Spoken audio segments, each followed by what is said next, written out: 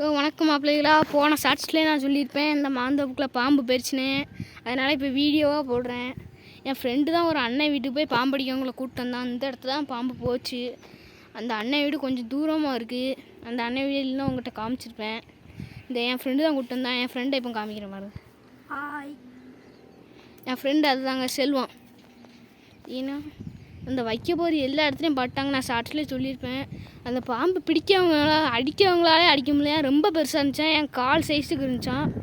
ரொம்ப பெருசாக இருந்துச்சான். என் ஃப்ரெண்டு தான் கூப்பிட்டு வந்தான். அவங்கள பார்த்தாலும் தம்பி என்னடா இப்போ இப்படியாடா போயிட்டுலோ பாம்பு கிடக்குன்னு நினச்சாங்க.